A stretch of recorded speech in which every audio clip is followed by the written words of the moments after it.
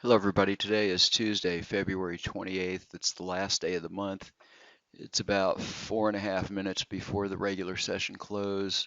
You can see my computer clock here, the date and the time, and on my left is the time in sales. We can see the E-mini S&P currently trading at 2364.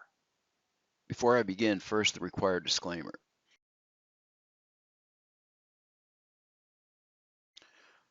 Okay, I haven't made a video in a couple of days because we've had kind of poor performance in the auto trader for a couple of days here, and I want to bring over a daily chart of the E-mini S&P and kind of see if I can explain why I think that's been the case. So let's take a look at this daily chart of the E-mini S&P here, and what we see here. Okay, so I have a daily chart of the E-mini S&P here, and I have the average true range plotted on the bottom and the 20, 50, and 200-day moving average. And if we look up here, the last 5 days or so, 6 days, we have an extremely tight range with doji bars, several doji bars, and tails on these bars. And note that the average true range is at its lowest point in quite a long time. This is a 10-day average true range. If I make this a 5-day average true range, just showing the last 5 days, we'll note that it's at 1415 today, which means the average range of the E-mini S&P on a daily basis is 14 points.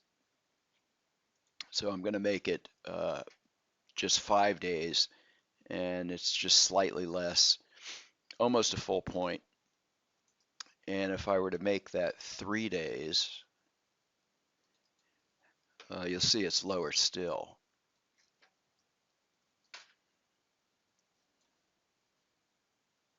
12.6, so quite a big drop over the last 3 days. And so the auto trader performance over the last 3 or 4 days has been uh, less than spectacular. So interesting to note is the moving averages here. So we see the highest volatility on these breaks of the 200-day moving average on the daily chart, and we see major turning points at these places. And then the test of the 200-day moving average was the beginning of this pretty strong uptrend beginning in November. Interestingly enough, with the election and all the kind of divided opinions about the new president and such. So obviously, the stock market has not objected to that. As we can see here, it's been up sharply since that point. In fact, the S&P trading at all-time highs at this point. So this kind of gives us a little bit of a explanation of our low volatility and what's going on here. Okay, so today we had a number of systems turning in decent performances, not anything spectacular, but good performances. So we had 843 on the bonds. We had an equity high of probably 15 or 1600. And what I'm going to do, if anyone's watching this, I'm going to actually change the trailing stop on this. So I'm going to go, we're going at 20 ticks here, our first target. I'm going to put in a trailing stop of, we're going to trail by 1 bar at 20 ticks. So 1 bar is actually 0, meaning 1 bar back, and I'm just going to offset it by 1 tick. So I'm going to make that change here, because had I done that, I would have got stopped out here instead of way down here, and would have had a much better profit. So whether that turns out to be a good move in the future, I don't know, but I think it's a warranted change. So we're going to go for it. Okay, next up is the crude oil on our Super Ranko 6 tick. It's good to see this again. Coming back, did 710 for the day. We had what looks to be two small losers. This was actually a split. We had one contract that hit its first target, and then the second contract just lost a couple of ticks. So we actually had 2.5 losers here. There was 2 losers here. And then we had a really solid long trade here to give us 710 for the day. Okay, the crude oil on the 6 tick with the line break algorithm caught this long trade, but had a loser here and a break-even winner here, so it missed one of the trades.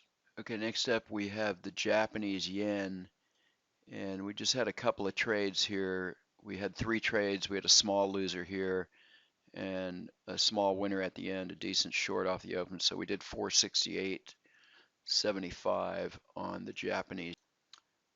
Okay, next we have the E-mini S&P on a Super Ranko 8 tick, and we had a single short trade, good for $450. That's 9 points total, or 4.5 points per contract. This is trading 2 contracts. Okay, next up is the Dow E-mini contract, and we had a loser to start. We drew down about $150, and then we came back with 3 winners. This was a very small loser here, only 5 ticks or so, and finished at 580 for the day on the Dow. Okay, next up is the crude oil on a 500 tick chart, and it looks like we had an equity high of about 700, and then we had a loser here drag us down a little bit. And we ended up with 540 for the day. Okay, next up is the DAX. We had quite a few trades here. We drew down for most of the session, quite a large drawdown, almost $1,000, and we almost came back to break even and then drew down again. And then we had a very strong finish to bring us to the plus side of the ledger of 625. So once again, the DAX being an excellent market to trade, but beware of the volatility. Okay, next up is the gold contract. We did only 260 on a mixed bag of trades. We ran up to an equity high.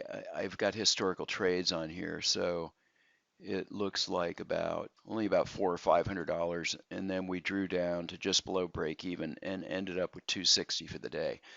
That's all for today's video. If you would like to find out more, please visit us at bluewavetrading.com or send us an email to systems@bluewavetrading.com. Thank you for watching today.